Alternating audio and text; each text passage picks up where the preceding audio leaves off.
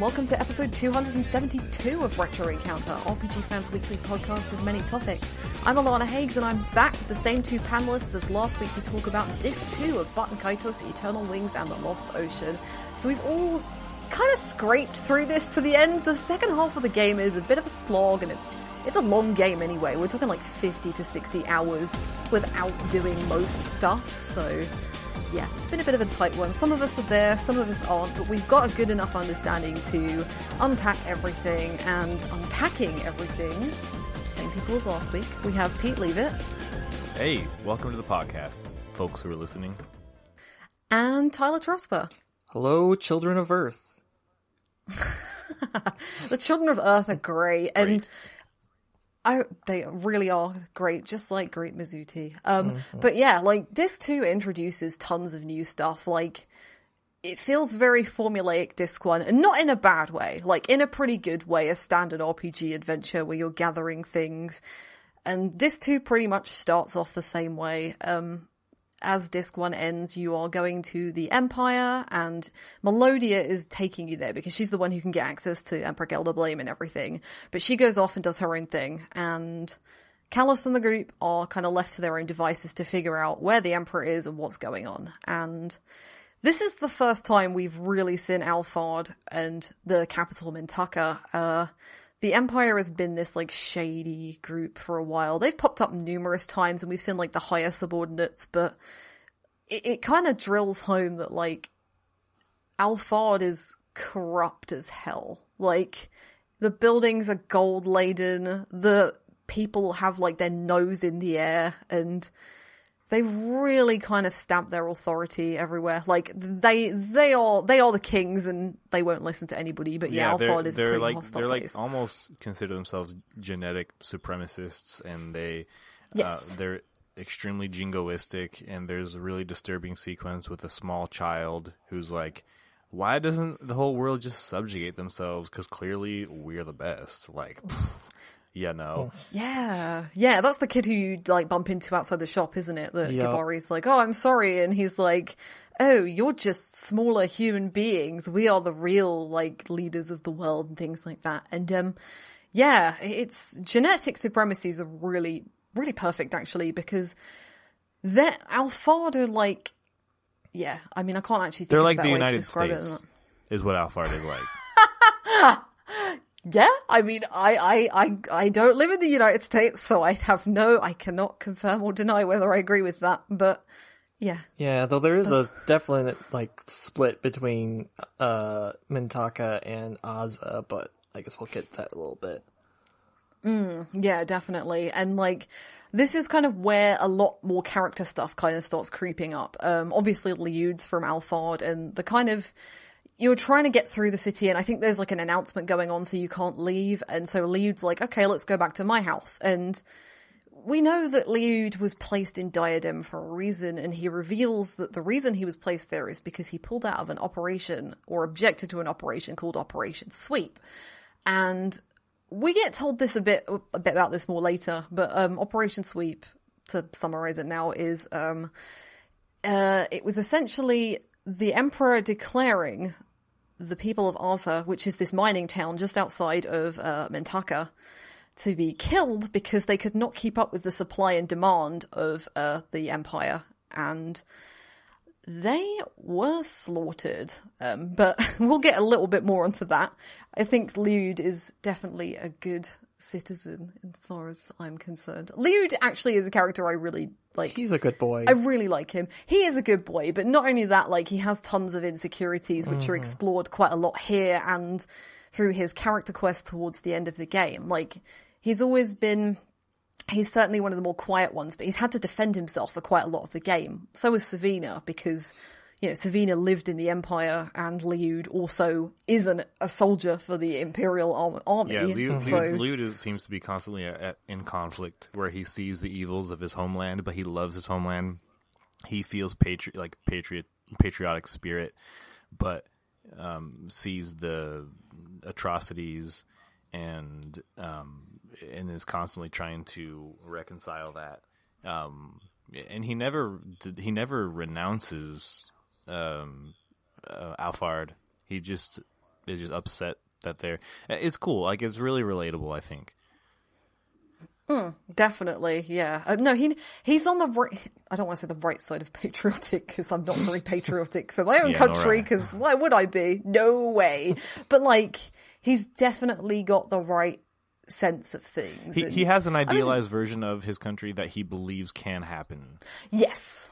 Yeah, that's a really good way to put it. But he buys into the myth, and he's not blind to the bad stuff, but he won't let go of the myth. And not in a way that's like ignorant or in any way negative. I don't think that's the message of this game, but in a way where, you know, he can be optimistic and see a hopeful path forward, and see a way that the Empire, or, you know, hopefully no longer an empire, but that the nation of Alfard can contribute or something. Definitely. But it's pretty shocking that he kind of sticks to that belief, considering what happens literally minutes after you get to his house, right? Yeah, but at the same time, I believe it, though. You know, like, I know people like that, you know?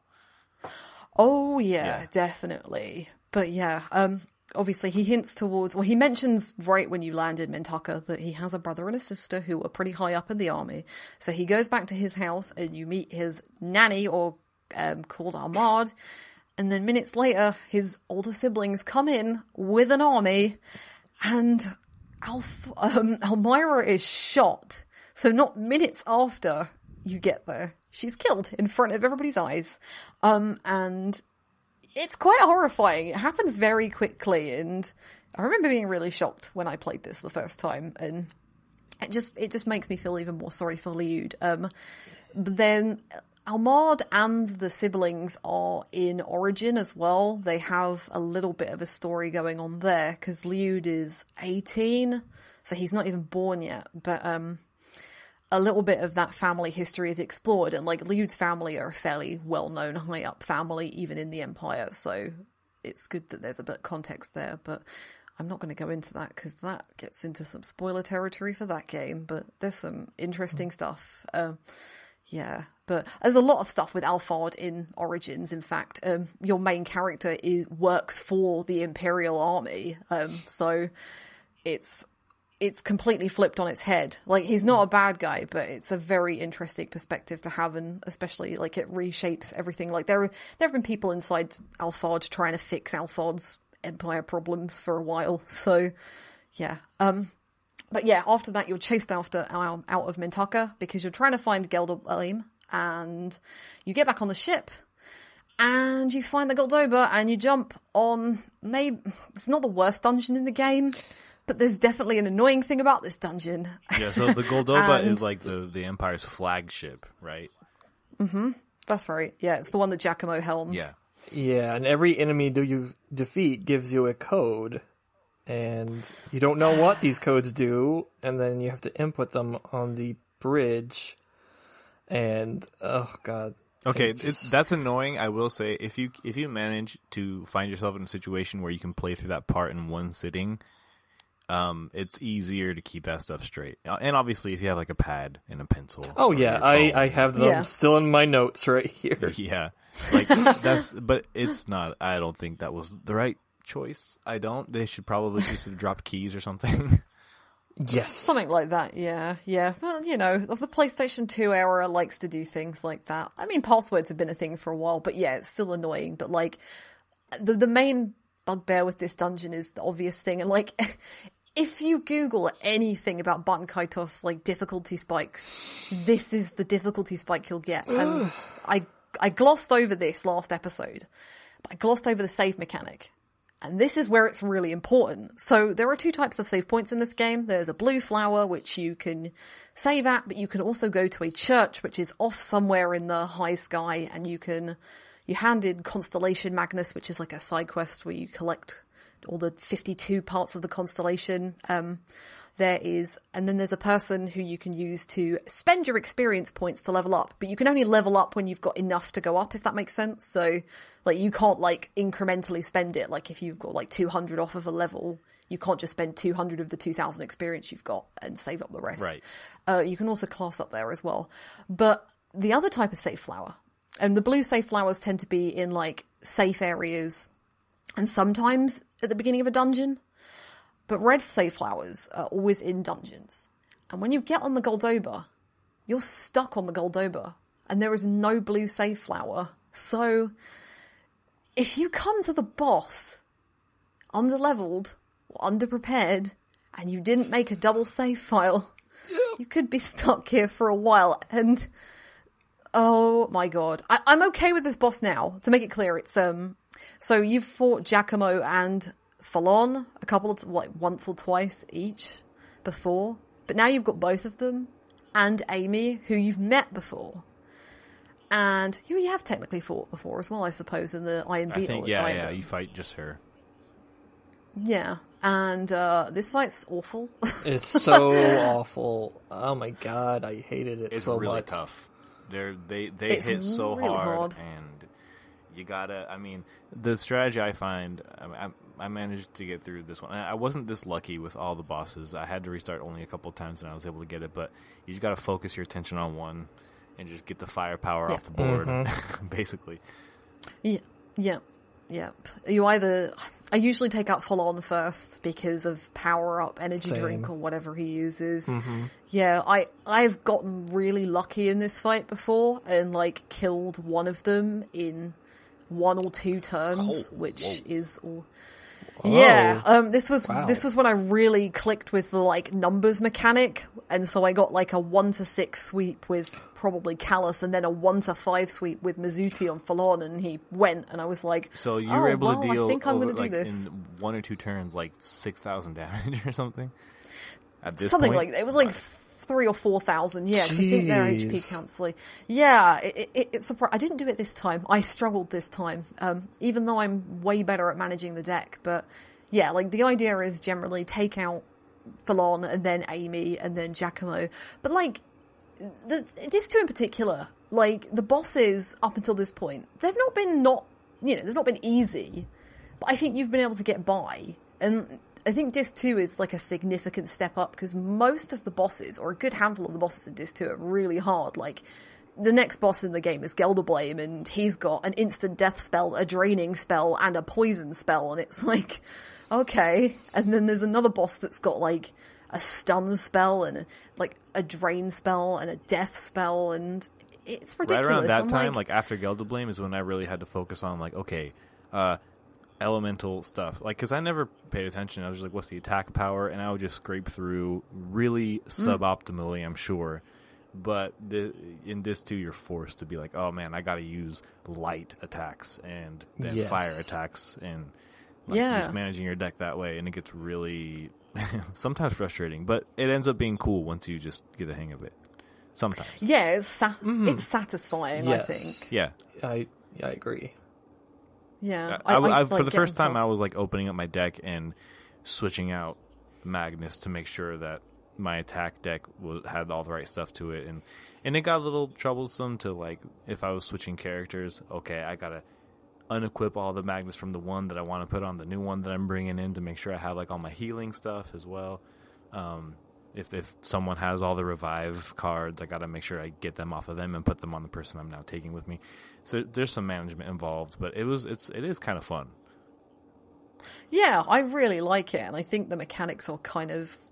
I really love this game in certain ways, and I think the mechanics are what keep me going. I'm fully invested in playing around with these decks and playing around with these characters, despite where the story might let me down numerous times in this part, and maybe a lot of other things. But yeah, so we find out that Gelderblame's in the lava caves. Giacomo tells us this, and he tells us a bunch of things as well. There's a load of plot dumps, and this is where Callus becomes more important to the story, because I mean, first of all, Callus, we could have just left the Goldoba without a fight, but you're the one who wanted to start the fight with Giacomo, so you're the reason we had to fight this boss. Callus just pisses me off so much. Yeah, he does. Gotta have his revenge. He's got to, and he gets it, kinda. But yeah. So that's when we learned that Giacomo is Georg's son. Yeah, that's right. So if you're really observant, in Taka, one of the NPCs tells you about a famous scientist who built a winglet and the Goldoba. And then Giacomo reveals that Georg built the Goldoba, who is also his father. And then Kalos refers to Georg as his granddad, and so Kalos assumes, like, it's a real Darth Vader, Luke Skywalker moment. Yeah. It embarrassingly took me a few playthroughs to realize that Kalos was not Giacomo's son. I thought we were going to get there later, but okay. Let the cat out of the bag, Alana. Go right ahead. Yeah. Hey, like, if you're listening to this episode and you've not beaten Baten Kaitos, what are you doing? Yeah, like... either you're cool with the spoilers or you're playing the game. I get it. All right. Yes. Anyway. So Kalos is the quote-unquote grandson of Georg, but I guess now we know not necessarily the son of Giacomo. So keep that in mind. Mm-hmm. Keep that one in mind. Giacomo blows the ship up, and you presume they're dead, which is great. Which means Kalos' revenge is all over, I guess. But no, apparently not. So now he can focus on the dissatisfaction and emptiness that comes inevitably after one fulfills their revenge. Oh, he gets some fulfillment very soon. But yeah, we were now in Azha to go to the lava caves, which is where Gelderblame's gone, because that's where the last End Magnus is sealed. Giacomo also reveals that Gelderblame has all of the End Magnus, so the one that we lost in Mira, the ones that Giacomo have actually taken out of our hands. And I think Giacomo also took the pendant off of Shella as well back in Mira, so we don't even have a way to unseal it. So we're in Azha, we find out more about Operation Sweep.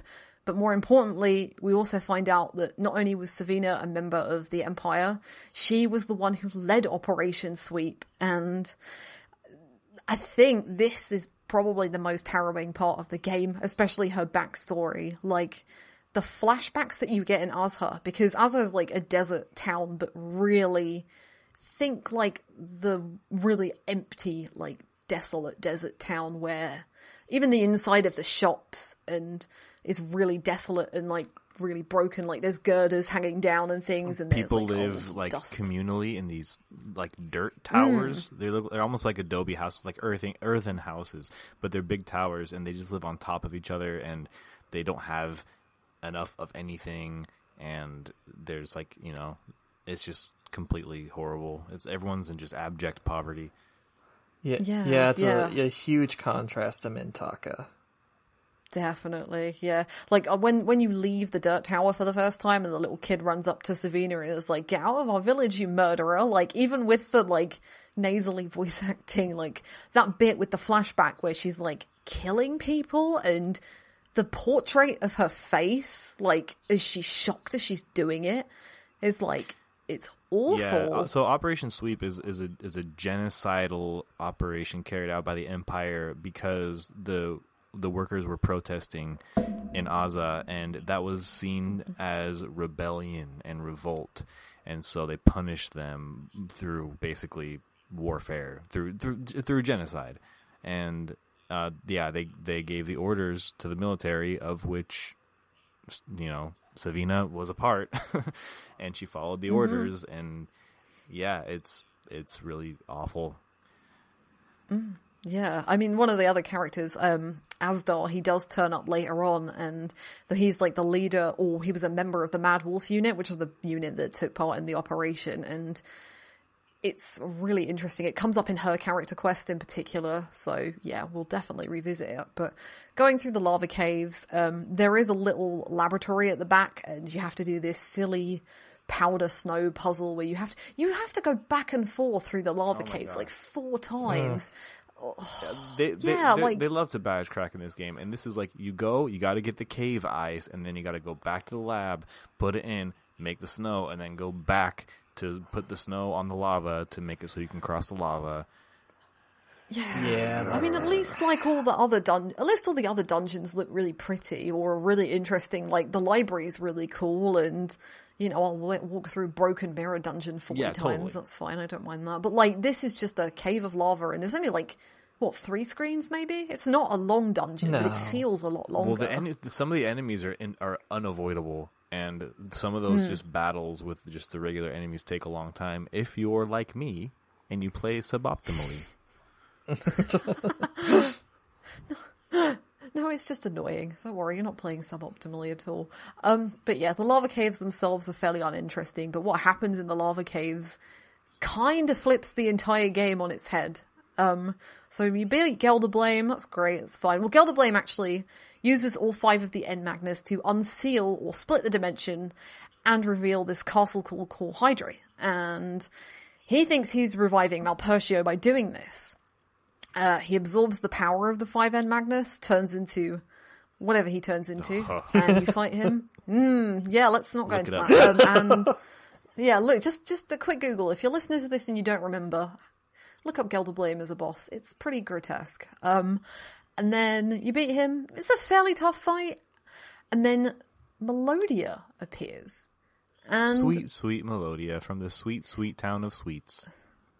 Yeah, and this is where everything clicked for me as a kid, because she comes out in the way she speaks, and you're like, even though this is not the first time we've met her, like, you suddenly realise, I think, in this moment, that she is the one who's been reading the gate to R has been open, or the gate to Chair has been opened. Like, all of those bits that happen after you get the Magnus. Yeah, actually... She's the one who's been reading it. Right, actually, since this is, like, the first time I've, like, played it through with voice acting, I just now realized that was her goodness. speaking. So I was like, oh, okay. I didn't realize that. Yeah. Oh, God, yeah, I'd never even considered that. Yeah, because obviously, like, yeah, we covered that. The voice acting's not great, so people would have turned it off, but yeah. Oh my goodness. God, that would... Yeah, so then I guess you'd have just assumed it was some generic narrator, Yeah, I suppose? yeah, it was just like some cryptic voice, like, okay, I don't know where this is coming from. Jeez, yeah. But yeah, like, I felt really stupid for not knowing it, because it is really obvious, because she has got such a distinctive voice, like, even amongst the rest of the cast, but yeah, Melodia being evil... I love the twist. So the twist is, like, you know, Melodia's been working with Fadro, who is, like, Gelderblame's right-hand man, and he dies. Well, Gelderblame dies, and then they use the End Magnus, and Melodia calls to the rest of your party. She's like, oh, you can come out and step out now. And Callus reveals that he has been working for Melodia the entire time, and the reason he's been doing it is because he just wants more power, which, okay, fine. Love it. Fine. Love it. But, like, more specifically, and I don't think I noticed this the first 2 times I played it, but this time in particular, he says that he wanted more power to avenge his parent, like his grandfather and Fee.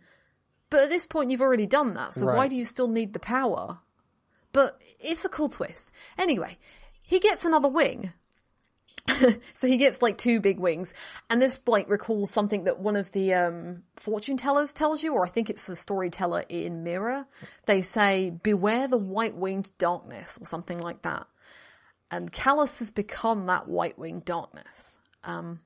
So, yeah, Callus has betrayed your party, and Shella, interestingly, seems to have figured it out at some point. She, like, tries to stop him and is like, no, I don't want people to know this. Why are you doing this? Before anybody's revealed anything. And at first I just thought it was a fake out that the game was doing to, like, suggest that she was the traitor. But no, she's known the whole time, and, like, later on in the game, like, she indicates. Yeah, really she always seems to be 5 steps ahead. Yeah, and it really is effective in that first little bit. It's cool that, like, Callus, the little avatar you're running around on screen, ends up betraying everybody.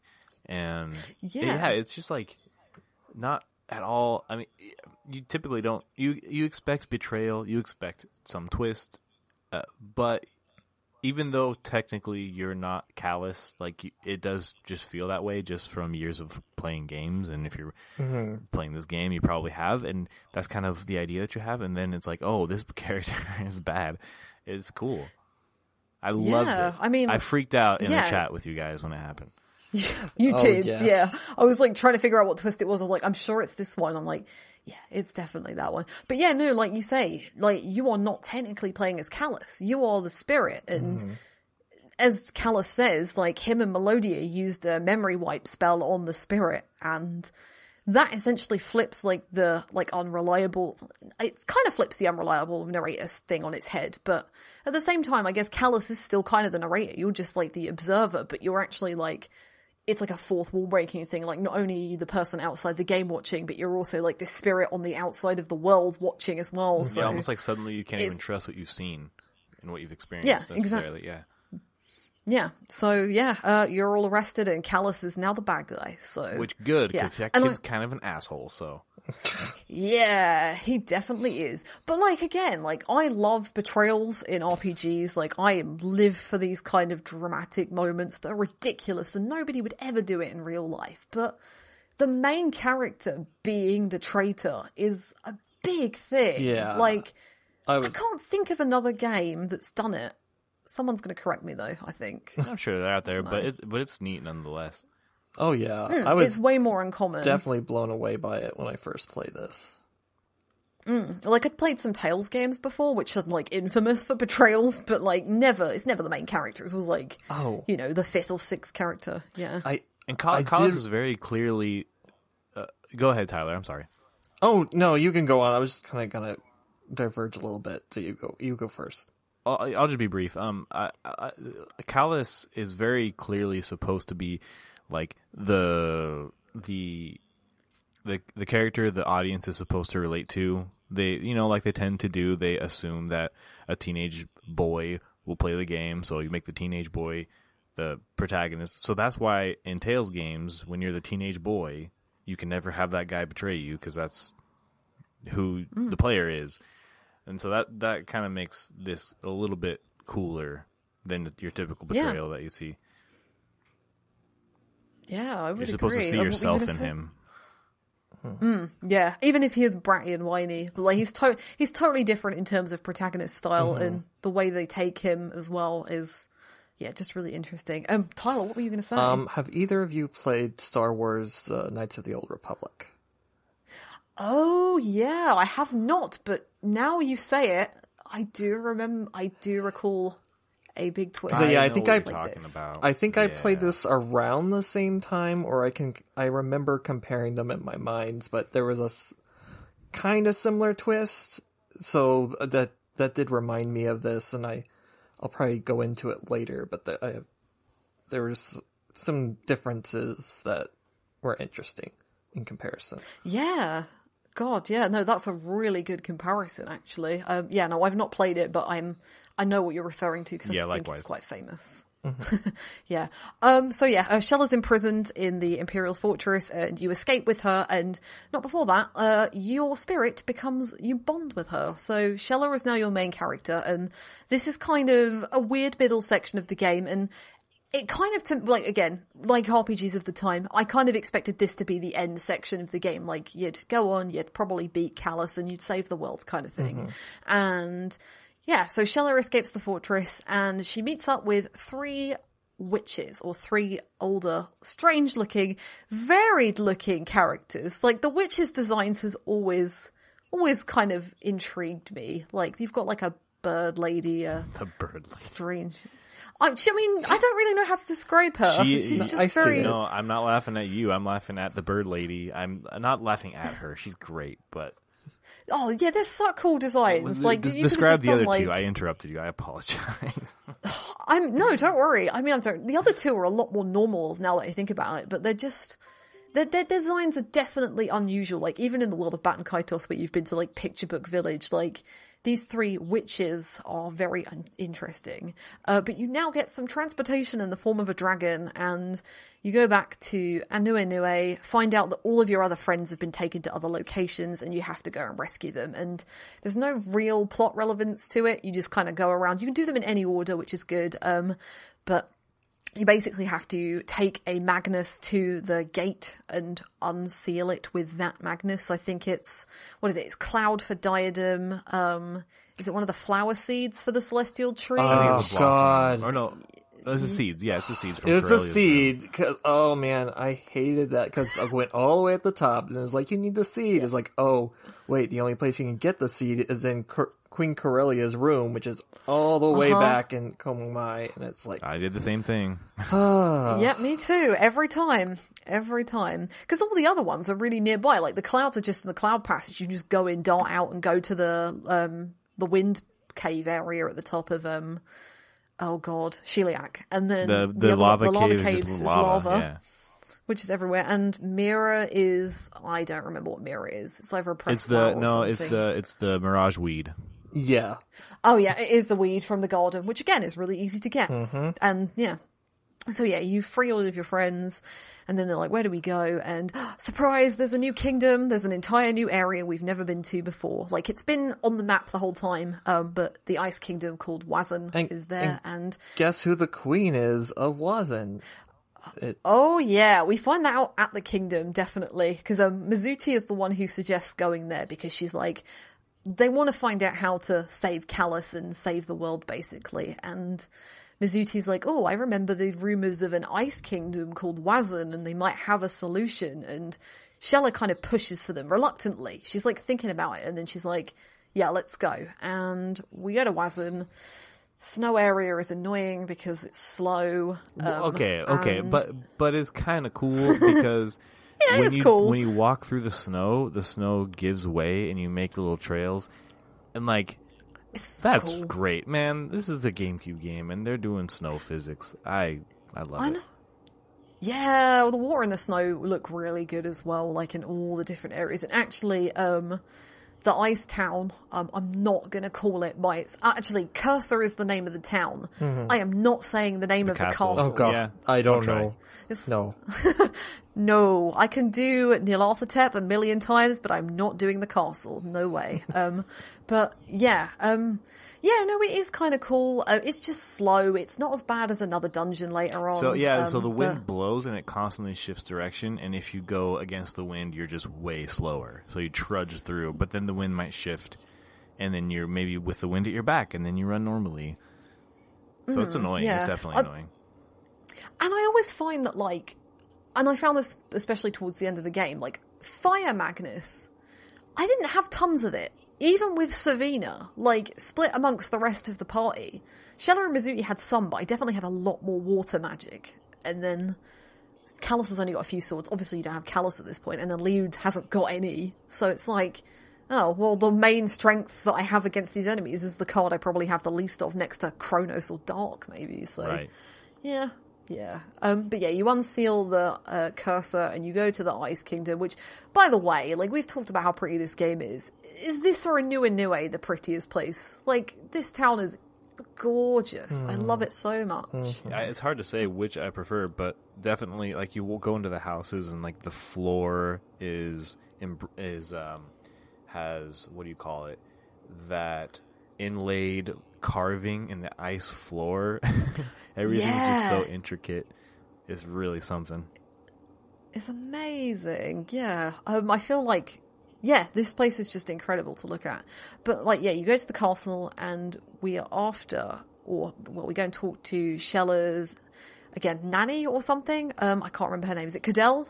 The, like, nanny or something? Or is that one of the witches? Barnett, thank you. I'm getting all my names mixed up today. And, yeah, you find out that Shella is the Ice Queen, because she's like, welcome back, my queen, and everyone's like, oh my god, like, this 17-year-old is the queen of... That's a fun moment. Magic Land. Gives her more Melia points. Does give her more Melia points, indeed. Princesses and queens and everything. But yeah, so Shella has to undergo a ritual to get something called the Ocean Mirror, which will reflect Callus's bad stuff out of him, essentially, is how I interpret it. Like, the Ocean Mirror is one of these 3 magical artifacts. One of them being the pendant that Shella has, which is now broken, I believe. And another one, which we'll go into in a bit, is the Sword of the Heavens. These 3 artifacts were supposed to be what sealed Mount Percio away in the first place. Yes, that's right. And so okay. Before we skip ahead to the, like, getting the mirror, which you get this boss, the Ice Queen, or the old Ice Queen, I can't remember what it's called. It's like Shella's trial or something. It's like a challenge just for Shella. What'd you guys think about this? I thought it was, like, kind of no big deal. I think I got lucky. Yeah, this is the problem. Like, so there's only one other fight in the game that plays like this, and it's Mizuti's character quest at the bottom of Zosma Tower. So instead of being a standard battle, it's just Shella, and you get a line of cards, all deck down, all face down.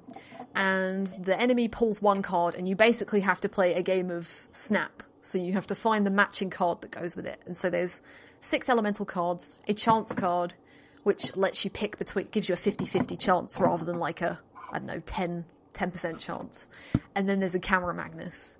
And yeah, these are rubbish. They're just luck, aren't they? Like, there's no skill involved in them at all. And like, you can either get really, and every time you pick the wrong card, you take damage, and you can't heal, like, at all. So it's like, you've either got to get really lucky or just keep doing it. And it's just little enough damage to where if you take enough damage for it to be a problem, that means you've been playing this thing for like 5 or 8 minutes or whatever. So you're just watching your health kind of slowly tick down. And you're like, just get this over with, come on. I mean, after all the other hard and difficult boss battles in the game, I was okay with it. Yeah, I mean, it's definitely a change of pace, and it's not, you know, after having Gelderblame and the trio back to back, it's like, oh, finally, you know, I don't have to put the effort in, I suppose. It's like, I can fucking put my feet up and just like, yeah, just save beforehand, definitely. But yeah, so you get that ocean mirror, and then you have to infiltrate the Imperial Fortress, which is the longest dungeon in the world, and the easiest dungeon in the world to get lost in, I think. Like, every time. I hate elevator dungeons as well. Oh, yes. I hate PS2 dungeons. This era, like, Pete and I were saying this, I think, in the chat a few, like, days ago. There's something, like, people love puzzle dungeons, and they want them back. But then I go back and play this, and, like, and Shadow Hearts Covenant as well. Like, I'm thinking of the Nemeton Tower, which isn't the worst thing in the world, but there's something about this era of dungeons that, you know, is just not great. And, like, Baten Kaitos has been really good up until this point. And again, I don't think, like, the Imperial Fortress is terrible, but it's too long. Like, it feels like a final dungeon. And I think that's the idea, I guess. It definitely inspired in me the looking up of a guide. So, but if I didn't know, like, oh, gather up water now. That would have, I mean, water is kind of everywhere. You can go into, like, the toilet and get the water, the stagnant water cards that you need or whatever. But if I didn't know that, I would have been, like, lost, you know. Yeah. Not the best. Yeah. Not the best thing. But, hey, follow a guide. It's not that bad. Yeah, and there's some really cool bits as well. Like, you see Gelderblame's throne room, and there's some cards hidden behind there. And isn't there a room that Melodia also used to stay in, which is all very kind of cutesy and pink and girly? Gelderblame's room, I think, is cutesy and pink and girly. That's right. Yes. Yeah. Yeah. So what was going on there? I have no it's idea. Like you go over. I mean, there's some stuff in there that is potentially disturbing. Like, you can go over and you can observe 2 sets of clothes, one of them big and one of them small. Okay. Sorry. I say that, I'm hearing what I'm saying. I don't think it goes quite into like that completely awful territory. I just heard myself say that, and I should make that disclaimer. But it's just like, okay, yeah, you mean like petite, don't you? Like, yeah, like a small adult, a man and a woman's clothing, basically. But like, Gelderblame is definitely older in years and definitely the embodiment of. And like, they're just on the gluttony floor, and his bed is this big, enormous, like circular, opulent thing, and yeah. There's dolls and there's a rocking horse. It's really something. Yeah, you get the doll Magnus from there, don't Yes. you? Like one of those like really creepy toys, and it's like, yeah, it really the game does a good job of making you hate like the Empire and Gelderblame in particular. Like, Gelderblame's got no redeeming features at all. He's a schemer and just a grotesque human being. The way that he treats like the people of Oza and the people who work for him and everybody, essentially, like everybody lives to serve Gelderblame. So yeah, but you're walking through this really like bronze and copper piped, really industrial looking area, and then you go into his room and it's just like flowers and sunshine and a rocking horse, and yeah, it's something. It's weird, yeah. But yeah, more fun bosses in this place because we haven't had enough. So not Fadro. only, you know. This is Fadro, yeah. Be on your best behaviour. But yeah, Fadro as well has taken on the power of Malpercio and turns into... I mean, he looks a bit more normal until he does certain things, but this boss is another one that has instant death spells and status effects and also, like, really unusual weaknesses and things, and I'm just... Yeah, like, after... I feel like this dungeon took me like 2.5 hours. This boss can deal out like 1,000 damage, and can they attack twice in a row? Or is that not till the next boss? I think that's does. the next boss. Well, regardless, this boss hits hard. Ooh. Yeah, because you've probably only got, 2,500 health at this point? So, 1,000 damage is, 1,000 to 1,500 damage is, over half of your health at this point. Especially if you're using, Shella and Leavitt, who are, paper bags and take so much more damage and can't defend from most attacks or some attacks because they don't have defensive weaponry. Yeah, and it's hard, really hard for them in particular to defend against a laser beam coming from the eyeball. Yeah, the eyeball. Yeah, nice save. just use your imagination to think of where the eyeball is, everybody. Where are eyeballs? Come on, I mean, Alana, grow up, okay? I know. I'm sorry. We were just Googling Gelderblame earlier. I can't help it. Baten Kaitos has fun with enemy design. Let's put it that way. If you are born of Malpercio's evil, you're gonna look funky. Put it that way. So, how much of that is Gelderblame's influence, maybe? You think Gelderblame's brain share went up into the creation of these monstrosities? I wonder. I mean, actually, now that you say it, I suppose if they're taking on, the evil of a god, are they manifesting into their, worst kind of, what'd you say it? Their worst sins or something their like worst that. imaginations or... Yeah, or their worst imaginations, but also, becoming what they represent. So, Gelderblame is, a lustful, gluttonous human being, and he turns into, tentacle, huge thing with, protruding parts of the body. So, I guess they're just becoming, grotesque. Kind of like how the homunculus in Full Metal Alchemist are, they embody their, 7 deadly sins, Right. If that... That's interesting. Yeah. I'd have to go back and look at them. But that's possible. The thing is, we know almost nothing about Fadro, so we can't really say what exactly. his thing is. And also, Fadro's design is also reused for another boss and some enemies in the final dungeon. So, yeah, I'm just having a bit of fun, really. But, yeah, I think it would be interesting if it was something like that. But, yeah, next boss is the Angel of Darkness, which is Callus. Oh, wait, it's Callus, everybody! Oh, my God. Oh, wait, he already turned. I know, I love... Hold on, sorry. I don't know why I'm so careful about that. No, you weren't.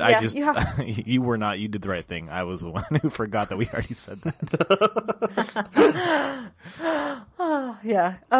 But yeah, this is... I kind of pick this up as a bit of a difficulty spike. It's not as hard as Fadro, but it's definitely a war of attrition kind of thing. Yeah. You just have to kind of chip away and hope for the best. And you'll probably go through a couple of card deck reshuffles in this fight, which... I think I'd only had once before this point, probably in the trio fight. Can I just mention, so narratively, they make a big deal about the ocean mirror being the key to bring Callus back. But that's also a card in your deck. Pro tip, do not use that card on Callus in the fight. Yeah, despite what you hear, don't do it, because you will heal him 1,000 damage and give him resistance to everything. Which is what you're supposed to do to yourself, not to him. Yeah. Actually, for a while, it took me, going back to healing, it took me a really long time the first time I played this game to figure out how to heal myself. Have to press the shoulder buttons to use... Yeah, it's not definitely healed an enemy the first time I tried to heal myself. At least it wasn't Callus on this occasion. No. But yeah, this fight's just really long, and obviously, if you're like me, when I'm playing this for the first time, you think, oh, this is the end of the game, and you save Callus, and it's not the end of the game, because Melodia runs away with... This is the first time we've seen Malpercio as well, isn't it? Yeah. In this room. Yeah, what do we think of that? He's cool. He's gross. I like him. Yeah, I can definitely see, the different parts of him definitely look like different parts of, different gods to me.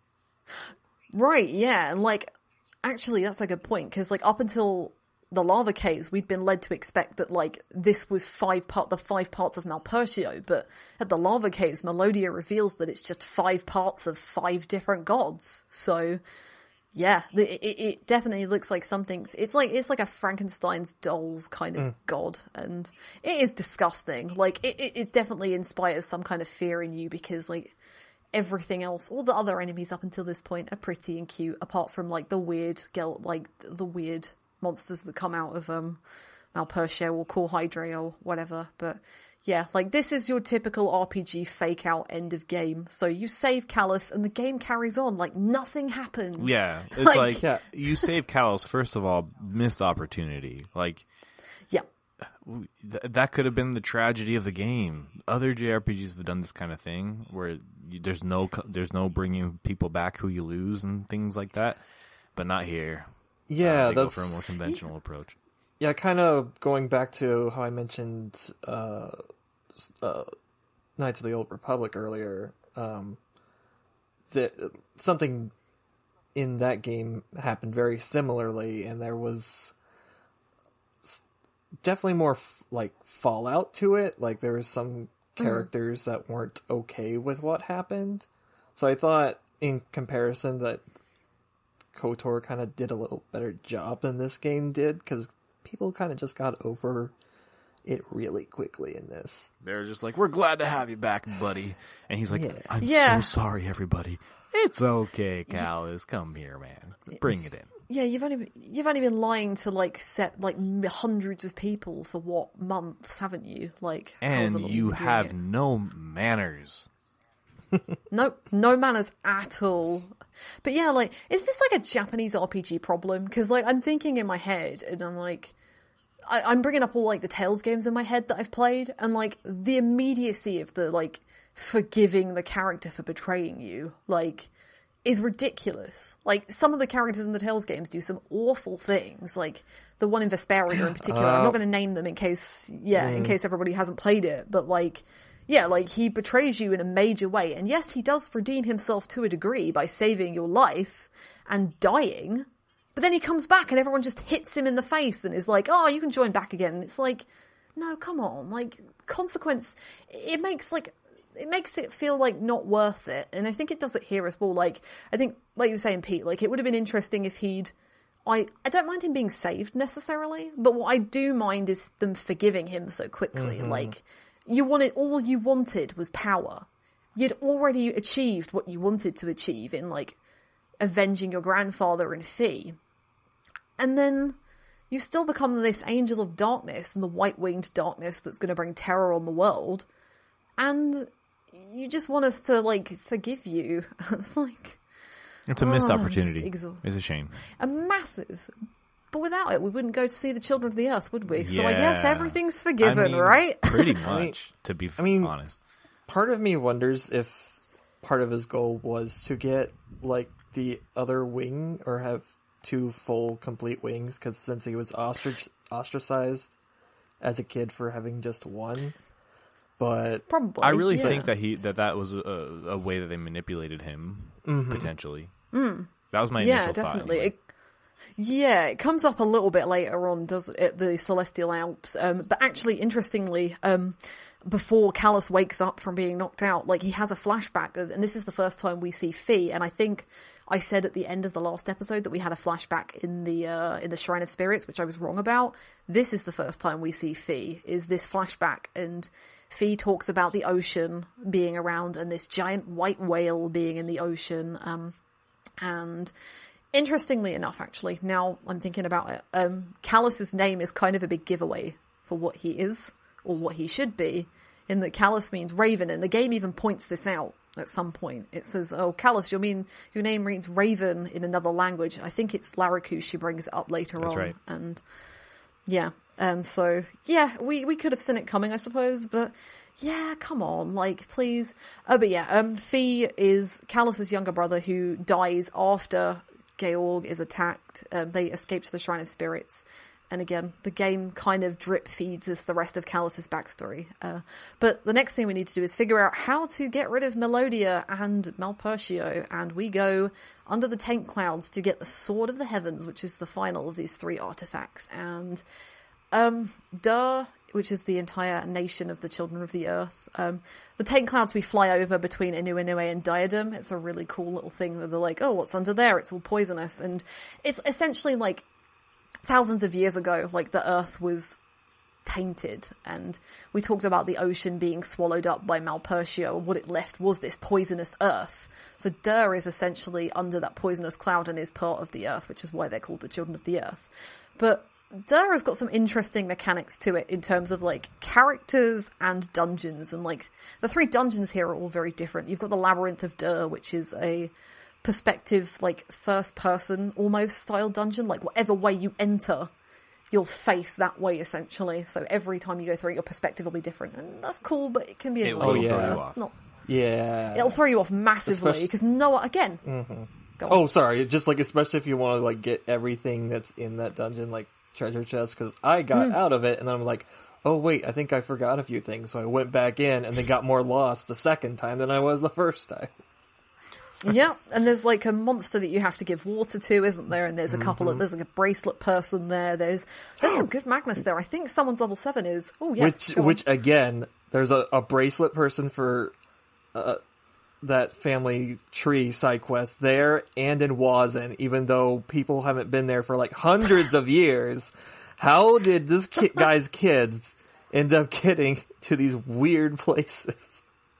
There's one in the Tower of Zosma as well, which is a upcoming dungeon. No way, really? There's also another one. Wait, was there? I think, yeah.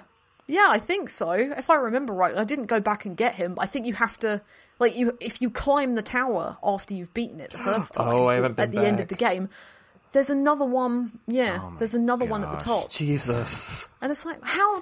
At that point, it's open to the rest of the world, sure, but it's like... Side quest. Nah, you haven't just gone there. You haven't just gone there now. And there's also, like, a magic book that you have to go inside at one point in the game. And there's also a member of the family tree in there as well. And it's like, what? What are you doing? I wouldn't be surprised if there was one in Core Hydra. Oh, God. Probably. I don't remember, actually. But yeah, the Labyrinth of Dur is cool. Oh, wait, I think I saw one just walking by my window just now. Hold on. Oh, God. It's like, you'll see someone wearing, like, a blue bracelet, and you'll just be like, oh, no, I've not got my right cards on me right now. Like, can you sign this family tree for me? Just have this parchment in front of me, like, yeah. But yeah, we go to Gemma Village, and we meet Key and Mizuti's parents and some of the other Children of the Earth, and Crumley and Camro, and I love them all. I love everybody in this village. They're so cool. And great. Mizuti's parents in particular, like, you think I think at this point, I'd never assumed that Mizuti was a kid. Like, I'd always assumed she was, like, this great immortal being because of the way she bigged herself up. And yes, I keep repeatedly doing this as a spoiler. I did this last episode. Mizuti is a girl, even though she refers to herself as the Great Mizuti. It's revealed in Dur, after a fight with Malpertio, in a very cool way, which we'll get to in a second. But yeah, like... her parents, you go in and you meet her parents, and it's like this normal family dynamic of her mother, like, telling her off for escaping because you sensed something was really bad above the clouds and you went up there without telling us, or you told us and you just went, and then her dad's just like, oh, it's fine, darling, it's okay. I'm just like... he's like, she saw something wrong and she went after it. I'm proud of her. You know? Yeah, I love their dynamic. It's so normal considering, you know, Mizuti is probably the most powerful person in that village, and out of that nation of people. So, yeah, like, he respects that. And, like, the mother's just being the mother, obviously, but, yeah, it's definitely, like, and she's a nice... She definitely is her own character, too. She, you know, she's not just, like, the worrywart. Her mother is really cool, too. Mm-hmm. The way that she worries about her is just very natural, and it's just a part of her character. But yeah, she gets involved in Mizuti's character quest a little later on, where she goes to the tower with the rest of the Children of the Earth, and yeah, they're all very capable and very interesting individuals. Like the Great Camro in his like throne, which is essentially him being stuck inside a wall. Like, I was like convinced he was part of the wall. So when he like comes out later on, I'm like, oh, you do actually have a body. Yeah. Like, I just and a big old tomato head. Yeah. Right? Yeah, I thought that was like the whole like him on the throne. It was like even those legs are kicking aren't his legs. I'm like, what? Why is that part of the throne? The Children of the Earth are so interesting, and so much about them is like obscured in this game, and like a lot more is revealed in Origins. Like there are references to, and actually about the five gods as well. There's a lot of stuff that once you play Origins, which is set 20 years before this game, it really sheds some light on some stuff and changes a lot of things very quickly. Like, it's really interesting, and I really recommend people can, if they get their hands on it, play it, certainly. But yeah, like, the Children of the Earth in particular are like a nation that are expanded on further, because they are the people that sealed away, along with the Witches of Wazan, I believe, they sealed away Malpertio, at least in this version of events kind of thing. But yeah, we love them, and they're really cool. But I don't love the Garden of Capella, the Garden of Death. I mean, it's not as bad as I feared, because it's only like, what, 2 or 3 screens? But it's just it's like 2 screens. It's slower to I was surprised, actually. I was like, it's already over? Yeah. Yes, Yeah. I was thankful it was already over. Because you just... You slog through it because it's like mud, right? And it's like... Yeah. Rubber mud. And it's like... which you can pick up as you go along. Like, you have to, or you can use it to rebuild the shop in Gemma, can't you? Mm-hmm. So, yeah, it's a cool idea, and I always forget how short it is. It always feels longer, but... It's because of that mud. And also, one cool thing is that there are these skeleton enemies in there that look awesome because they have no feet. Their legs just end in these really disturbingly sharp points. Yeah, they're really similar to the ones in the library, I think. I think they're probably a palette swap of them. Oh, that's right, they are in the library. I forgot. See, in my mind, I just had Fire Emblem Awakening. I forgot about the library. Oh my god, yeah, that has to... Oh my god, I'd forgotten that entirely.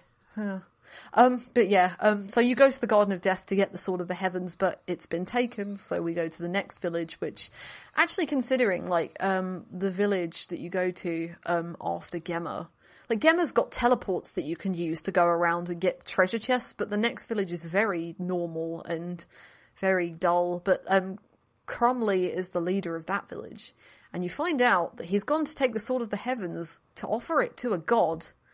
What god could that be? You idiot.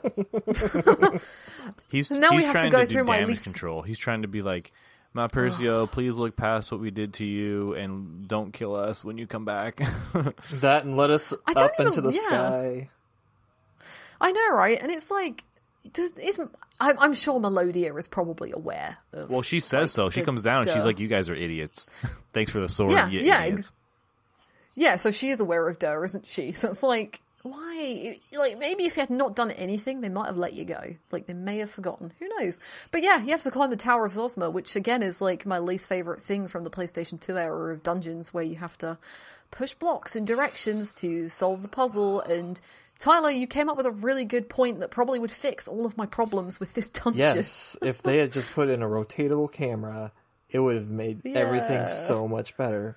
But alas. They didn't, and yeah. Once again, I'll just offer to people who are listening, if when you get to this part, get to where you can dedicate like 3 hours and just try to do it all in one go, and then it helps a lot. And so like... Oh, sorry, I was just also going to just say, make certain you bring a bunch of fire with you. Yeah, leave some blank cards, because otherwise you're going to be going up and down floors multiple times. And also, do it in one go, because this is another point in the game where, like, the timed Magnus really takes effect, because if you leave the weak fire in your deck for too long, it will turn into a pebble, and you've got to go and get another one. But also, don't get into fights. Those clam enemies suck. They suck. They're resistant to everything, and they guard on every hit, and it's like... They're just long fights. And I will say one nice thing about this, maybe more than one. I'll say one right now. 2 right now. 1, those clam enemies, awful. But I think the other earlier clam enemies you fight in the Illusion Garden in Mira have a similar thing, but they have this texture band across... like where they open, across, like going along the edge where they open up, that has like runic text. It looks like little runes that scroll across, and those look great. So they're cool looking. Yeah. And also, so this is a dungeon in which you have to push blocks. That's the entire thing is that you have to push blocks. And if you push a block in a correct place, then all of the blocks, because the whole dungeon is made up of similar looking blocks, all the blocks will like light up and ripple out from the point that you connected the right one, and it looks really cool. So there's some cool. good things about this crappy dungeon that I have said. Oh yeah.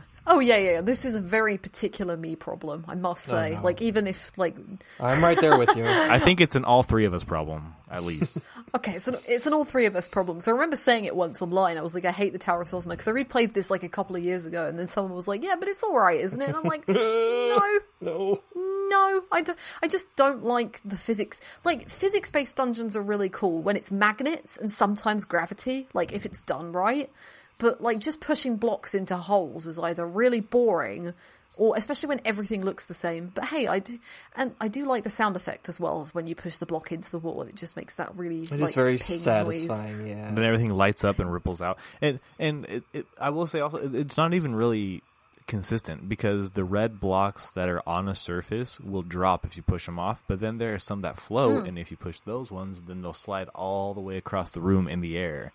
So it's just, I mean, you can get stuck. You can, like, if you get stuck, you have to go down the floor, come back up, and relight the lamp, because you have to light the lamp on the floor before you can do anything, which is where the fire magnets come in. It's a little bit it's tedious. cumbersome. Yeah, very tedious. It's bad. It's cumbersome and tedious, yeah, because, like, the climbing, because you can climb the blocks. You can climb the blocks that you can push as well. And, like, it's press A to climb, but walk into to push, and it's just like... So you can push a block you don't mean to, you can climb one you don't mean to. The climbing animation takes about 25 minutes. Oh, God, yeah, it's so and slow. At some point, there's a Q*bert level, in the penultimate level, there's a Q*bert level where there's, like, a pyramid of blocks that have to climb up, but there are also frog enemies that jump up and down the extreme edges of it. And if you're in the path, push A quick, because... you gotta take 8,000 hours to climb down that one block, and then if that frog comes along, you're in a battle, and you don't want to get into battles here. You just don't. Nope, you don't. No, the boss isn't too bad though. Like, the 2 elemental dogs are fine. They're kind of cool. Yeah, I got the strategy to get the fire one first. That's one that hits hard, and then you just take whatever time you need to get the blue one. They were kind of cute and scary at the same time, because you're just moving these blocks along, and they're just kind of watching you. Like, oh yeah, they're trained their eyes on you as you're opening up their little kennel and down there or whatever. Oh yeah, they're like in the middle of that tower, aren't they? And Yeah. as you reveal them, it's like they watch you everywhere you go. It's cool. It's cool. It's really cool. Yeah. How often do you see like bosses in dungeons as you're like solving the dungeon? I think that's pretty cool. But yeah, then you got another boss fight pretty soon afterwards, and this is the first time you fought Malpertio, and this fight's cool as well. This is where Mizuti gets her moment to shine, I think. It's a very, very, very cool moment where she gets very angry. I think he attacks this is sorry, real quick. This will be, you're talking about when we're going back to the village after the tower, right? That's right. Okay, yeah. I'm sorry. Yes, exactly. This is a great moment.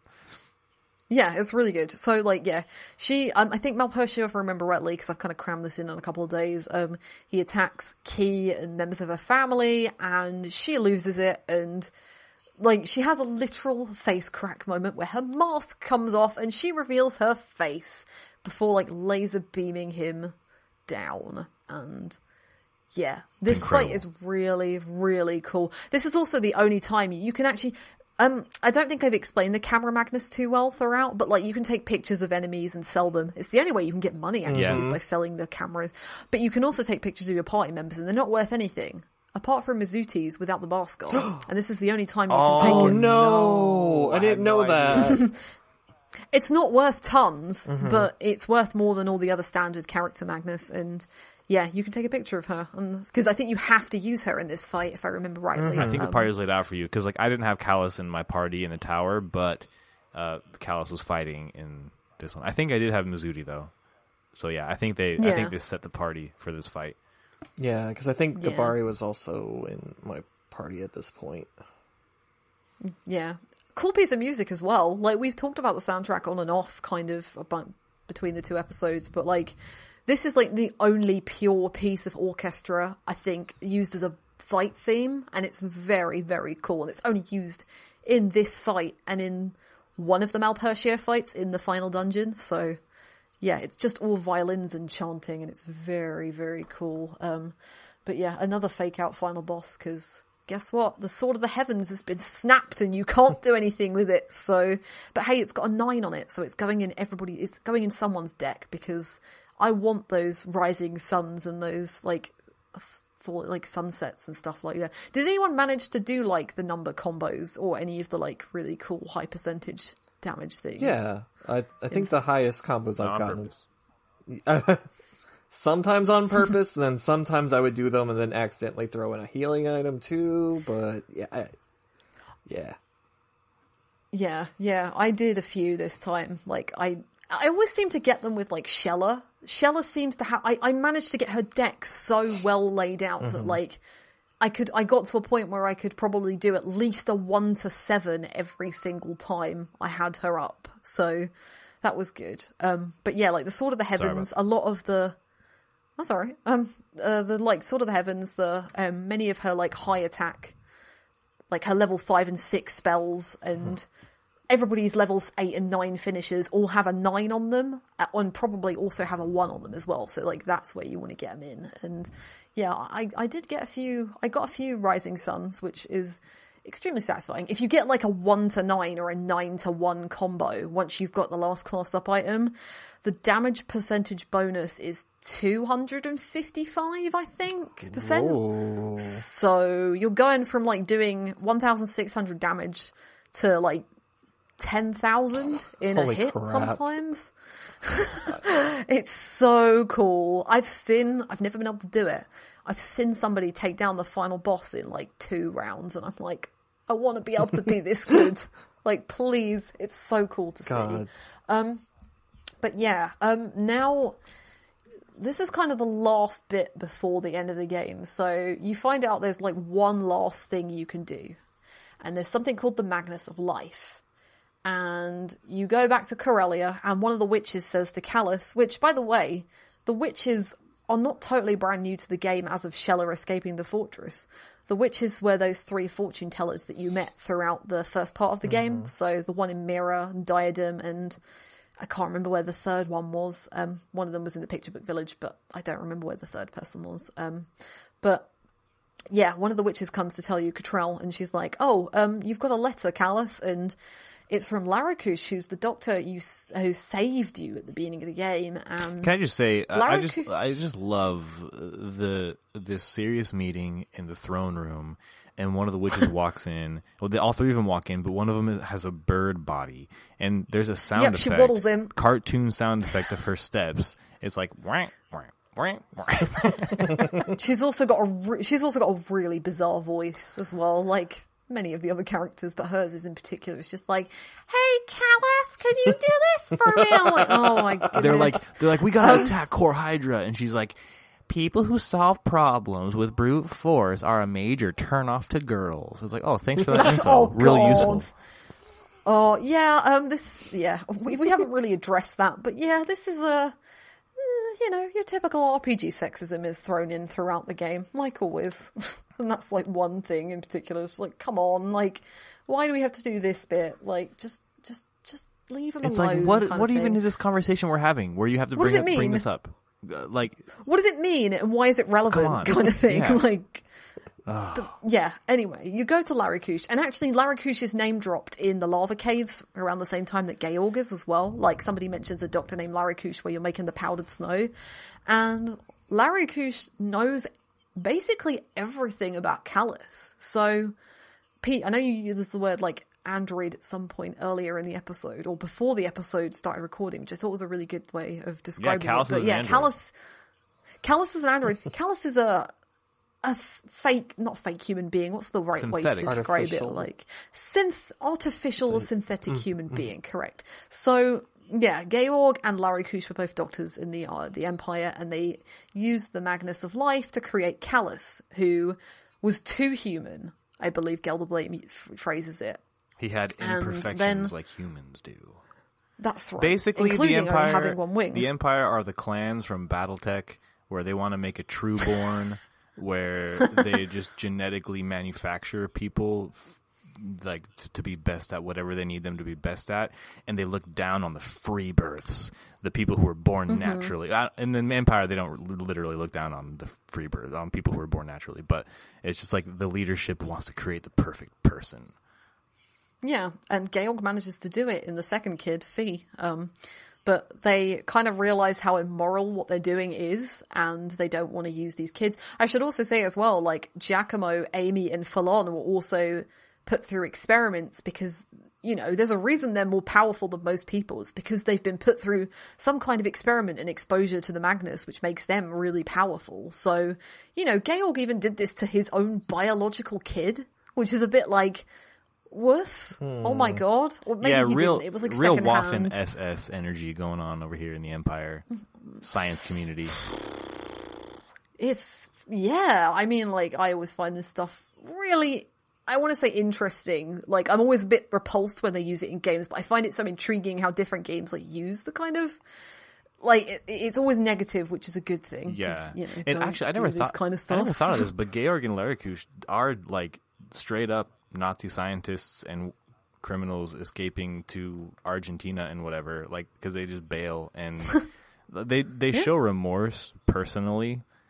But oh yeah, definitely. I actually, when I was playing it, I just had this realization. But when I was playing it, I was like, oh, they're good dads. They're considering each other the parents of Callus and Fee, and you know, they part of their snap, their like come to Jesus moment of this is wrong is them developing you know, parent like feelings for these kids. Yeah, definitely. So it's not all bad. Yeah.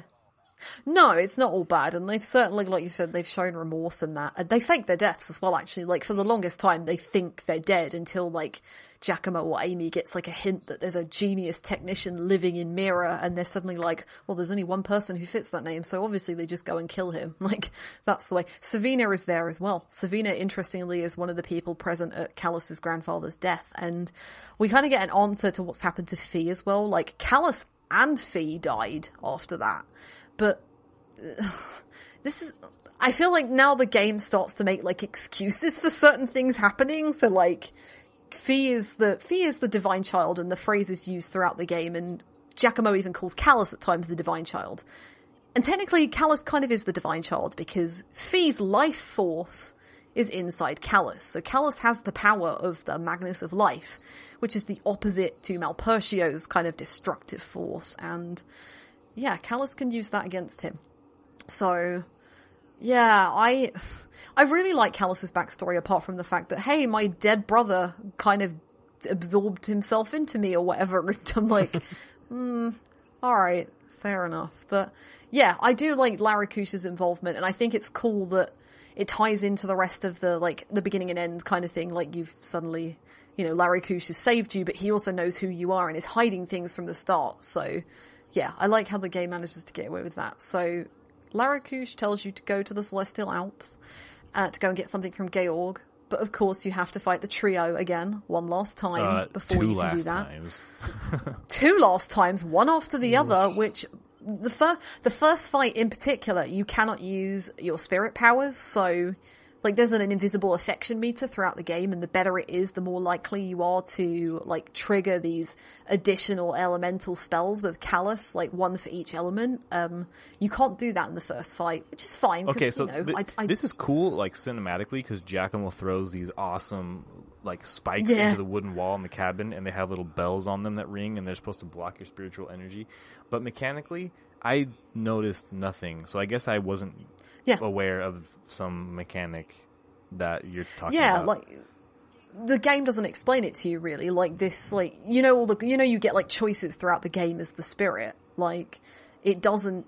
There's like this, depending on how you answer. Like if you're a jerk to Callus or if you're a nice person, depending on the situation.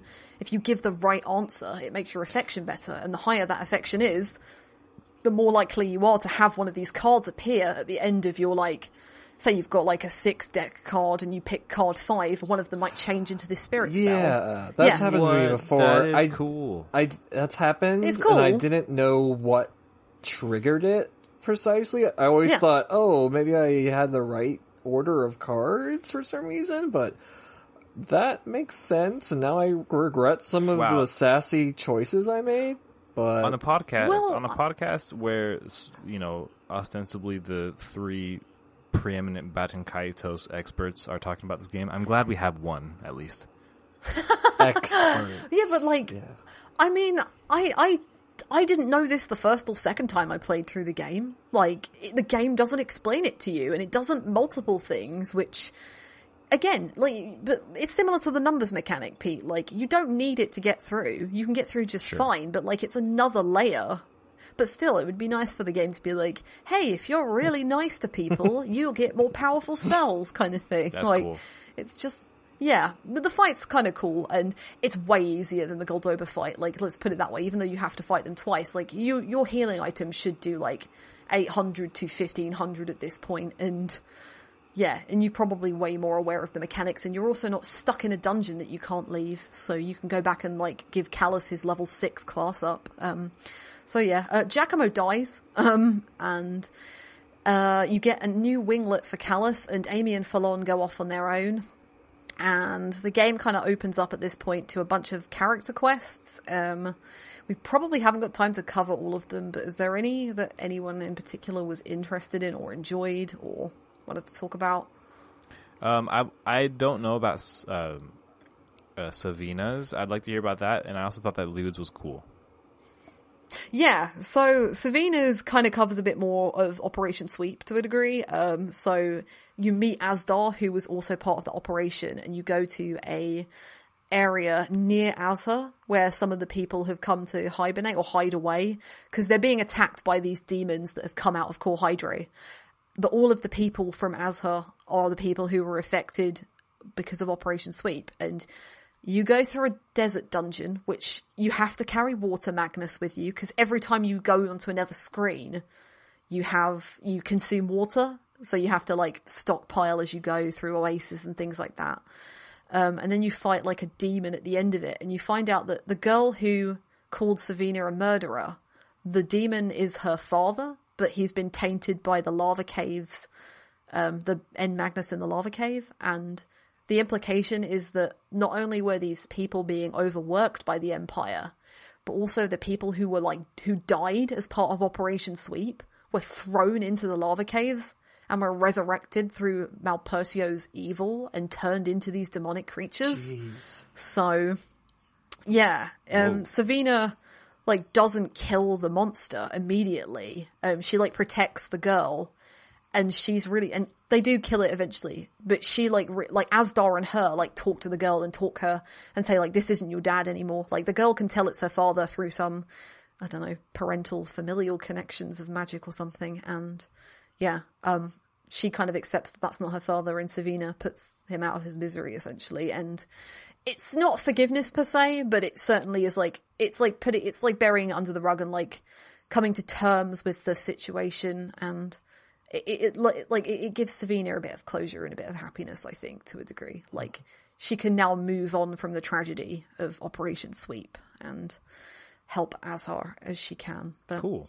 Yeah, it's a pretty cool one. And Leavitt is really good as well, because it taps into his insecurities with, like, his loyalty to the Armada or the Empire, and also, like, him being a failure in general. Like, Leavitt has some terrible confidence issues, and this dungeon, like, taps into it. Like, it's a revived ghost ship of the Goldoba, and all of these, like, apparitions are coming to Leavitt, and they tell him he's worthless and useless and not good enough, and the more and more you fight, the more and more they get to him. It doesn't affect him mechanically, but, like, his dialogue, he becomes, like, he gets more and more distressed in the party, like, we need to go, we need to leave, kind of thing, and yeah, they're worried Leavitt will go insane, but, like, a apparition from his grandmother or the nanny kind of pulls him out of it, and you have to fight another one of those Gnosis monsters. So yeah, cool. Again, they're really good. Yeah, they're really good. Those two are good in particular. Like, Shella's is a bit boring. You have to go through, like, a magic book dungeon, which reveals more of, like, the Ice Queen's, like, responsibilities. Gibari's is a fishing competition with Reblis, and Anna just like, Anna gets this really cool moment where like the two of them are trying to catch the greater celestial river monster, and you get it. And it's a boss fight. But Anna is just watching them, and I think the men call it like, you'll become a real man of the sky if you catch this fish. And Anna's just like, come on, seriously, like these men kind of thing. I love Anna to bits though. She's like she's a typical barmaid, awesome woman who can just kick butt. So yeah. And then Mizuti's is doing more Tower of Zosma. Yay. To get like she gets to prove herself again. Like I think the Children of the Earth are trying to get her a new weapon, and they can't do it because they're not like the true heirs of it, but she turns up and it's like, oh yeah, you are, and then you have to do one of those like card battles again. But yeah, you use the power of the islands to crack through to Core Hydra, and then you infiltrate the final dungeon, which is essentially lots of different paths that culminate in 7 different boss fights, or 5 boss fights and then 2 fights against Malpertio. So you're like chipping away at the god very slowly. And I guess this is a good time to talk about Melodia before we wrap up, because there's like one last twist after the 2 last bosses, which Malpertio can be a long fight, the last Malpertio. And this is him complete, because Melodia essentially becomes part of him. She finds out that when her parents died of an illness, she also died. But Duke Calberin did not want her to pass, so he left her, or like he gave her to the End Magnus underneath the Duke's mansion. And as a result, she was revived, but she was revived tainted by the god Malpertio. So freaking Calberin. Okay, real quick with yeah, right. Wasn't one of his ancestors the person? Didn't they do something bad to the Earth, the children of the Earth? They stole the Earth amulet, sphere. right? Yeah, the Earth sphere. Yeah, they stole the Earth sphere. That's right. Yep, they stole the amulet. Okay, so yeah. Check this out. Calberin, his whole deal is a theme. I think that's very relevant to the real world. It's cool that the game covers it, because Calberin is insufferable. I can't stand that guy. He is a rich person in power, and his power and wealth comes from the subjugation of others. It comes from crimes committed by those in his family, and his weakness and his, I mean, not to be like that, but his lack of any kind of being able to deal with anything in his life, his lack of like, it's hard, you lose a family member, it's awful. But the idea that he would do something like that because he lost a family member. Yeah. First of all, he only has the ability to because of the power he has and his kind of status. Yep. And all that, again, has come from his ancestors having subjugated and harmed people. And this man just can't stand the thought of this loss so much that he's going to do something so bad that he knew was bad. And the whole time he's sniveling, even when you're not talking about that event. He's just kind of comes across as useless, and like I don't find him very sympathetic, and I think it's cool. I think for me that is a little sub message in the game, and I think it works. But yeah, Calberin as a character, treating him as if he were a real person is just insufferable for me. And he's kind of like not in the game too much, but then his actions and the actions of his family just leave a really, really big mark. He's just there to be sad. He's just there to be sad and make mistakes from his sadness. Mm-hmm. Basically, yeah. I mean, I don't like Melodia either. I just want to point that out. I think Melodia is a kind of terrible villain, and I really don't like the fake out. So she's just been leading Gelderblame on the entire time just because she was accidentally, or not accidentally, because obviously Duke Calberin knew that she wouldn't die if he put her to the Magnus. She's leading on the world just so she can be free, I suppose. And I kind of lose it a little bit towards the end, because what does she want? Power or freedom? And that's what I was trying to figure out. It wasn't even that clear to me, and I was hoping we can get some closure on it. Was she really the good person all along and just a double agent, like a triple agent, double agent, and then turned on the bad guys? I guess she just realised she was hiding that she was possessed for so long, but then, well, not possessed, like she'd been tainted, but then she just broke away from it and like gave Malpertio the missing part back, I suppose, because obviously like final Malpertio looks different to actual Malpertio, cool. who looks a little bit, final Malpertio is really cool, and I really like the final boss. Actually, I think it's really cool, except it's not the final boss, because of course it isn't, because the game has like one last trick up its sleeve other than Melodia's hair turning teal. And again, if you've played Origins, you might have some theories about that, so keep them to yourself, everybody, because but yeah, so you beat Malpertio and all of the islands descend to the ground, and they are propped up by the other 5 gods, like Oil, Hair, Chair, Lo, Bo, or whatever they're called. And so yeah, every island has one of their own that's propping them up just above the earth, and you're no longer floating in the sky. And then you have a big party at Koma Mai, and Shella runs off because she's kind of distressed. She's hiding something from everybody else. Callus follows her, and Shella reveals the duty of the Ice Queen is to essentially carry the ocean with them. And all of the little Greythorns, who I have just realised I haven't mentioned Mimai once through this entire like 2.5 to 3 hour podcasts that we've been doing.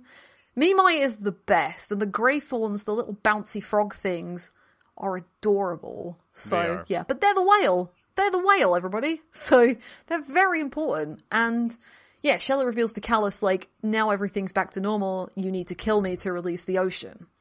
And he's reluctant, but you're going to do it until Gelderblame shows up again and is the actual final boss, which is never explained in game. I thought I kind of took it as like the corrupt part of the ocean or something. I don't know. He's like an amorphous blob face. Yeah, I'm not sure it's the corrupt part of the ocean, but I know what you mean by that. Like, there's something in the earth or something, or that Gelderblame is, like, the last piece of the, like, tortured Malpertio left to torment something. And, like, every other RPG that has a secret final boss, he's way easier than the second to last boss. Yeah, it's a piece of cake, yeah. But yeah, Shella becomes the ocean. The ocean is restored. There's no longer a lost ocean, it's there. And that's cool. Sort of this affected me, because I've had kind of a tough week. And so when Shella disappears and then everything starts raining, and you know, in cinema, rain is always like crying, but in this case it's like a good cry, you know, like how you feel better after a good cry, and it's healing the earth and everything. And at this point, I'm like, great, love it. Even though Shella did profess her love to Callus, which is a little bit... I don't know. It's fine, I guess, maybe, but not that great. There's no indication. It's like hinted at once, isn't it? Like the bit, you know, where he wakes up after you like save him, and she like blushes. Yeah, they're like, you're blushing. Like, oh, there's nothing going on. Yeah, it's nothing. Yeah, it would have been way like, better if they would have just not had that in there. But you know, that part kind of sucks. But then she's like, oh yeah, you know, okay, the ocean's back. She's gone. And then, Alana, what happens? She's not dead. Oh, she's back. Never mind. It's so inconsequential. Yeah. I mean, I feel like I've been a little bit mean on this game throughout the second half, but like, I still love playing it. Like, there's something, and like, I think I always think of the mechanics really fondly, and I think it does some really cool things. There are story parts that are cool too. I mean, the Children of the Earth, and the fact that Duke Calburn is a total thing, such and such. That's all cool. I think that there's something that this game is still saying, and I find a lot of interesting parts in it. But yeah, the main thrust of the plot and its twists can get really a bit much. Yeah, definitely. It's like partly too formulaic, and then when it tries to do something different, it kind of chickens out on it a bit, which is like disappointing. And yeah, I mean, I still love this game. I'm always going to love it, and we'll probably play it again in a few years' time, because I tend to do that with this. But yeah, there's just some things. And I think I haven't replayed Origins ever. Like, I've played it once. Same. It never came out over here, actually. So I have an imported copy and an action replay disc ready to go. So yes. I'm always ready to replay that one. Yeah, definitely. I also Tyler, loved did it. you get... Yeah. Oh, sorry. We're all talking at the same time. I just want to say that, like, yeah, I've also, like, harped on some stuff, but this game is awesome. So good. Like, play it if you can. That's all I gotta say. Yeah, it's hard to get hold of, but certainly if you can get hold of it and the sequel or prequel, I really recommend it because it's got some really interesting ideas going on, and like, yeah, you know, it's definitely typical of its time, but it does so many things differently, and I don't think, like, even the sequel's different enough that they're not, like, hugely similar gameplay-wise, like, they both use a card system, but it's so different in Origins that it's a lot quicker. It's a lot more streamlined, and I really like that about it. But yeah, I think we've all had it's been a really interesting game to revisit, like, as a first, like, I replayed it 2 years ago and always have a really good time with it because I just enjoy it. It's one of those numbers games. Like when I play a beat 'em up or an action RPG, if I do like a lot of damage in one hit, I'm really happy, or I do high combos. And this is the same. Like if I do a 9 card combo and do like 10,000 damage, I'm like, that makes the rest of the game worth it. So yeah, it does some really cool things and it's really unique, and I wish it was more available, and I hope one day Monolith Soft get to revisit and do a sequel or port them to Switch or something like that, because I think people would get some enjoyment out of it. Like, definitely. It's interesting. But yeah, unless anybody else has got anything else to say, I think we're all done with Baten Kaitos, which I look forward to playing Origins. Yes. Yeah, we're going to try and petition for Origins to be on the podcast now, which please, I'd love. Please. If it's like a year from now, I wouldn't mind that. I'm just, I think I need a Baten Kaitos break. I kind of filled my life with this game a little bit, but yeah, I'm intrigued by Origins, and if you say that it's a little bit more breezy, hey, that works for me. Yeah, and a really good cast of characters as well, I'd say. That's and it has good voice acting. Ooh, I gotta see that. Good voice acting, consistently good music.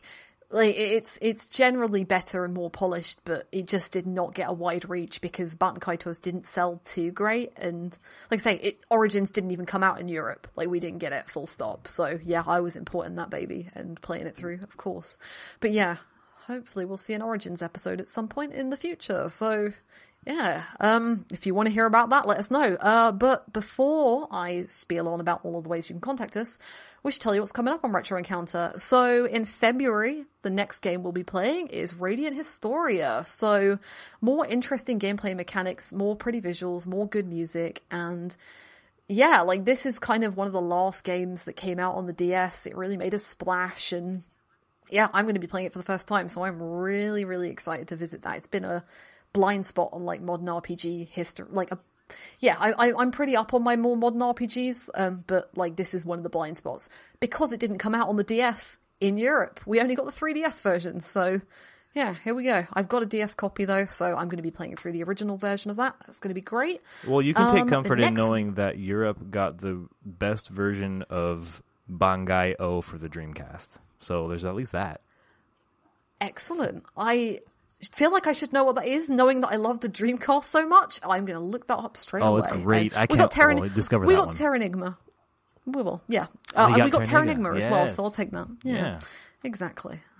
So, yeah, silver linings, I guess. But yeah, more immediately, next episode will be a Yakuza Like a Dragon spoiler cast. I'm going to be listening to that. I haven't played the game, so I'm going to spoil the hell out of it, but I want to listen to my favourite people talk about Yakuza Like a Dragon. So, yeah, if you've played the game or are you interested in spoilers, or you're interested in the game and not worried about spoiling it, then please come back next week. Everything's back to normal in February.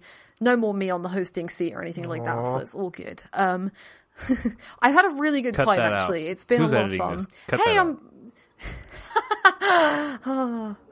But yeah, other than Yakuza Like a Dragon, we're also going to be doing an episode on Final Fantasy XIV, A Realm Reborn. It's going to be part one of an ongoing series of episodes that we're going to be doing on the MMORPG. We'll know in early February what the new expansion will be like, so we're going to be celebrating because Final Fantasy XIV is great, everybody. If you're not playing it, I can't tell you to play it because I haven't played it for 4 years, so I'm not the person. But if you want to be convinced, go listen to Mike Solosi talk to one Final Fantasy XIV veteran and someone who's relatively new to that game, so it's going to be a good episode to listen to.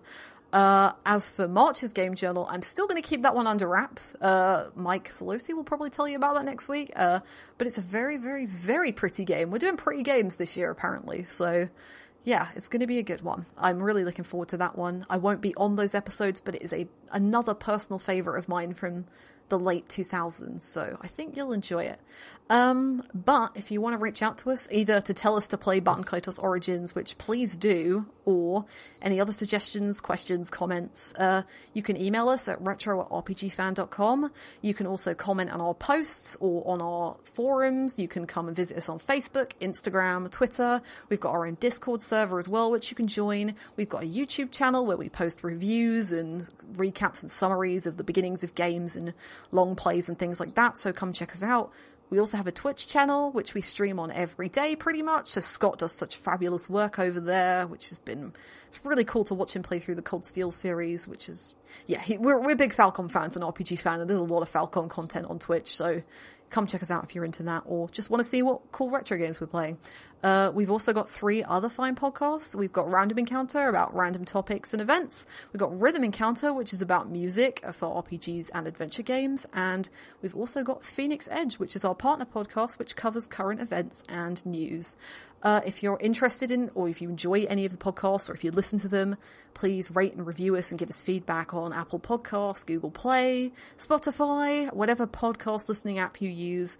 Give us everything. Give us all the 5 stars you can give us and all the feedback. We love it. But to close us out, where can we hear from the other panelists? Starting with you, Pete. On Twitter, I'm Pete Barbero1. And if you want to see me play, right now it's about 50-50 between Genshin Impact and like historical combat flight simulators. You can, but I play a bunch of stuff. You can follow me on Twitch at RGHalfpenny.